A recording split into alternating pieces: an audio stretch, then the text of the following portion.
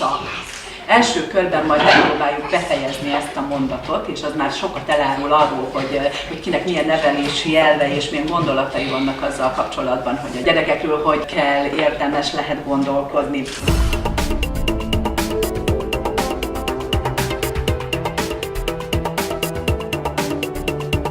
Nekem van a gyerekvédelemmel kapcsolatban, vagy a gyerekekkel kapcsolatban 3 akcióm.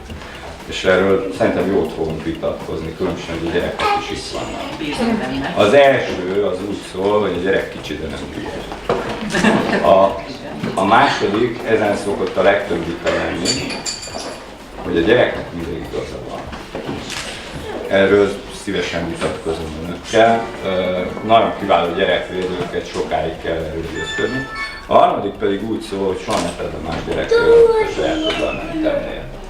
És én annyit muszáj mondanom magamról, hogy állandó gondozó gyerekeknek voltam a gyámja, őket képviseltem, igazgattam olyan intézményt, amikor egy időben 8000 gyereket kellett képviselnem. És ez a 3 akció az mindig segített engem abban, hogy a legnehezebb ügyeket is megoldjuk. Biztos vannak jó nevelési elvek, de 10 milliárdféle gyerek van. És melyiket húzzuk rá, melyik nevelési elvet. Tehát amit mondta, a játszótéren találkozunk, és én ezt jól csinálom, vagy nem jól csinálom, erre a gyerekre ez jó, hogy ezt csinálom jó, a másikra pedig az jó. Most ezt kicsit tudományosan úgy szoktuk mondani, hogy egyéni fejlesztés, egyénre szabott nevelési elvek. Én nem szakember vagyok, sem oktatási, sem óvodapedagógus.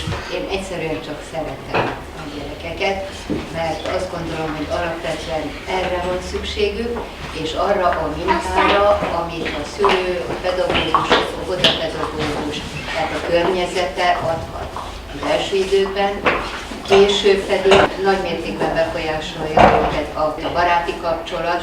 Szeressük őket, meséljünk nekik, érezzék, hogy ők az életünk középpontjai.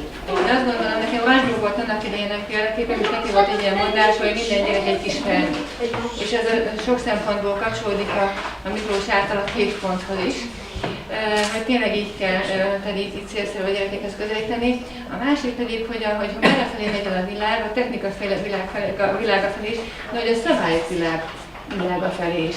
De azt gondolom, hogy manapság a szabályok hiányoznak, az egyértelmű keretek a családból, amik elviszik nagyon sok esetben a gyereknevelést. És most nem szeretnék régi módi, poroszos szempontokat, ilyen nevelési módszereket előrehozni, de az a tapasztalatom a mindennapi életben, hogy nagyon sok anyuka nagyon jó szeretne lenni, és legtöbb anyuka nagyon jó anya szeretne lenni, és azt gondoljuk sokszor, hogy akkor vagyok nagyon jó, hogyha megengedek sok mindent. Így fiatalon is azt érzem, hogy a rohanó világ miatt a szülőknek nincsen idejük és türelmük, hogy a gyerekeikkel foglalkozzanak, és pont emiatt az időhiány miatt nem is következetesek a gyerekekkel, hanem ráhagynak sokszor sok mindent, hogy jól van, üljél a tévé előtt, kisfiam, meg jól van, csináld, amit szeretnél, és utána meg később üt ez nekik vissza, amikor már tinédzserek, és nem tudnak utána rájuk hatni.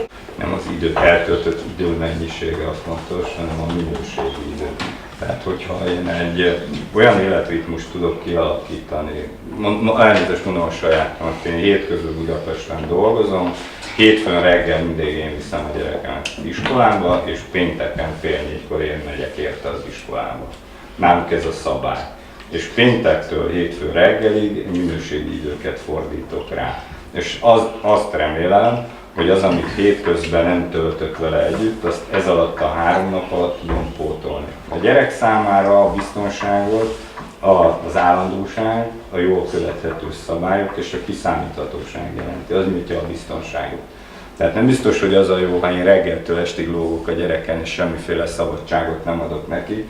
Ilyeneket is ismerünk, az is elég durva. A kolléganőre nézek. Tehát az legalább annyira megterhelő egy gyereknek, hogyha az anyuka így benne lóg és nem ad neki önálló létet, hanem minőségi idő az a fontos.